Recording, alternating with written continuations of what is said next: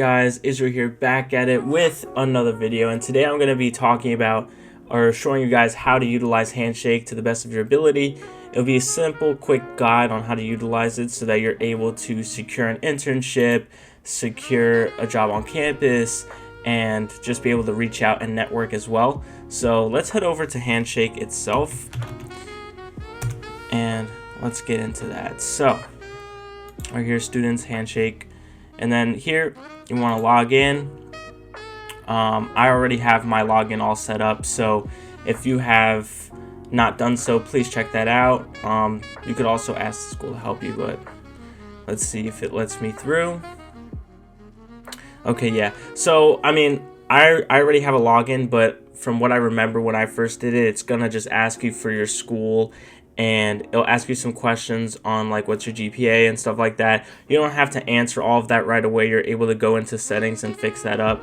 But this is what the dashboard will look like. And as you can see, what's the best way to get noticed by employers? It shows you what events that Binghamton will have that you can look at. So you could go here to attend an event. And it's not even just hosted by Binghamton, it's just events in general that you're able to hop onto. So that's great. So as you can see on the right hand side, I have notifications, 10 notifications here. These will let me know because I've asked to put notifications for when there's new jobs on campus. So as you can see, 8 new jobs match your search for on-campus jobs. So I can go ahead and click that if I want to, but I'm just showing you this is the notifications page. This is where you're able to see your profile, jobs, meetings, documents, all of this stuff to see if you apply to something, whether you got in or not. And also to schedule meetings with people as well, as you can see here, and also your documents, and I'll go into that as well. So it's pretty simple. It's a pretty simple layout, but of course when you go to the home page, everything gets a little like disorganized, or not, everything gets thrown at you a lot. So as you can see, you can get lost in this and be like, what's going on here? So in terms of trying to quickly find a job, you would have to just go here to jobs, and as you can see, there's Binghamton collections, location, on-site, remote, full-time job, internship, etc. all filters. This is where you're going to be able to filter it out so that you're able to find jobs on campus, and this is what I did. So essentially all you need to do, and this is the easiest way to do it, is just go to all filters, because they'll show everything here in one sweep so that you don't have to worry about things. Also, you're able to input your major and stuff like that. But to make it more simple, all I did was I would put part-time, and I'd put on campus, and of course I wanted to get paid, so I'm gonna put paid. And then I would show the results. As you can see, there's 27 job listings. And some of these you have to kind of read the description because they're either for graduates, as you can see here, graduate student assistant, or here simply you're able to apply to this as well because it just says it doesn't have anything to do with it. But again, you want to read the description. I don't really need to read the employer, but you're gonna have to read the description in order to see what the duties are, the skills, the pay, and everything that you need to know.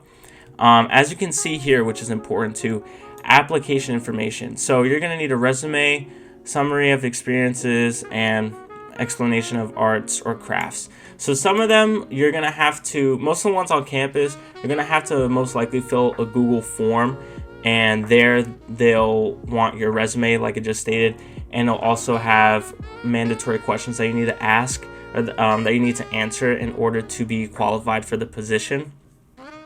So how to apply, for this job specifically, if you go here, apply externally, this is where it'll take you to the Google form, or in this case, a different thing right here. Let me see what this one is.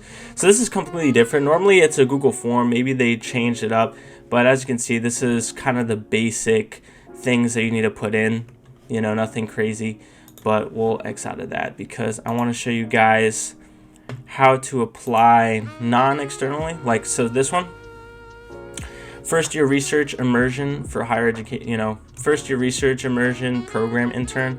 As you can see, you need a 3.0 or to be a junior, so that's great. It's not too bad.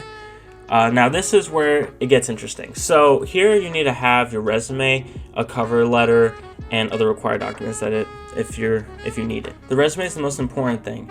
And if you're an SOM, you're going to be required as one of the classes, Management 111, to go to the Career Center and to help them upload your resume, because it does need to get checked out before it hits Handshake for you to send it out to employers, which is what I love about SOM and the career service that we have.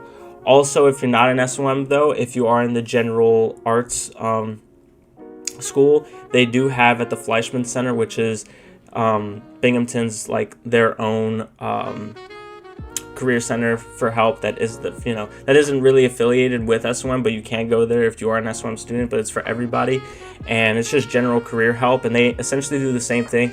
They help with your resume so that it looks good to post on Handshake, and you'll ask to send it through them, and then they'll see if it's right, and then they'll give you any corrections or whatever. So I already have my resume up here, and I update it pretty frequently, as you should. Once you get on clubs, once you get an internship, jobs, whatever, put that all on your resume. It's very important. And once you put it on there, make sure to have a good enough resume where when you go into the career center, it's a lot quicker for you to be in and out, because you can be in there for a while if you didn't do anything.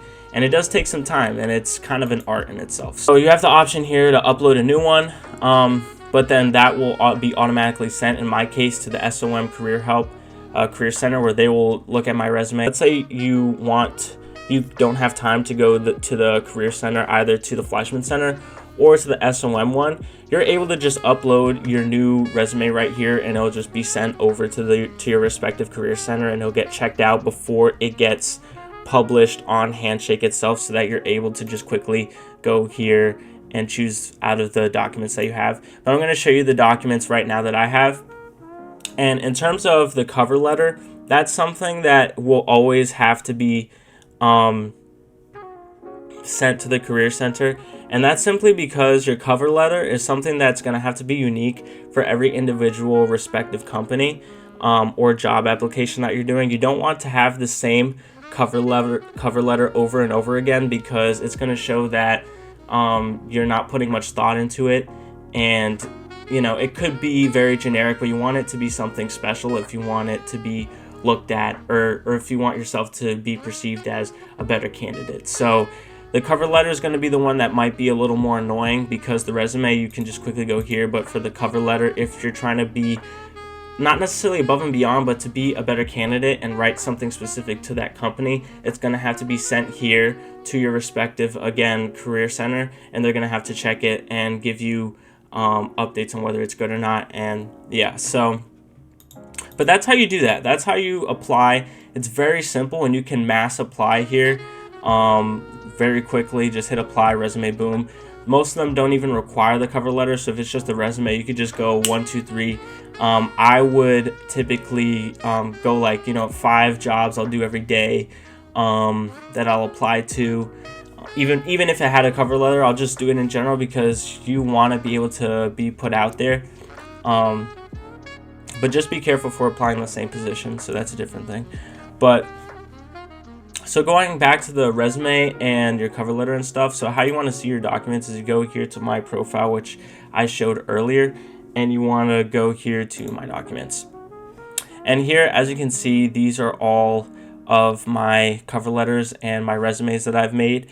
And as you can see, you'll see the status here, you'll see the date, and you see the status that says changes required. So that means that they looked at it and they sent me edits that I have to do, and if I don't do them, then they don't get posted on Handshake for me to post. And also, when you're going to apply for these jobs, you have the ability to have the visibility of your whichever resume or cover letter that you want, so that it's quicker for you to hit, because whatever's visible is what someone can also see on your profile if a recruiter is looking at you. Anyway, so besides resumes and stuff like that, you're able to also network as well, and you have this option by utilizing the inbox. And as you can see, I'll get stuff from people that are sending me messages from Wendy. We have Nate. We have all these people. We have all these recruiters. We even have the Navy pulling up here, and it'll even say here responds pretty quickly. So, here's a great opportunity. Instead of utilizing LinkedIn to go here and network and reach out and respond to these people, some of these I'm going to be honest with you. Some of these were from my first year, so I was not as invested in Handshake as I should have been. So I kind of just felt awkward to respond to them after all this time, you know what I mean? So, but that's that. And then we have the feed here, where it's just stuff that's going on in the Handshake community, but in my case it'll be for Binghamton, so everything going on in Binghamton. And then we already saw the jobs. These are all the events hosted I already showed. We have the employers here. We're able to look up certain employers that you're interested in and follow them. Here are the respective filters that you're able to put in, and here finally is the Career Center. So here is an important aspect also of Handshake, is where you're able to book appointments for your respective Career Center. You can make it for either Fleischman or you can make it for SOM here. So I'm going to show you kind of both.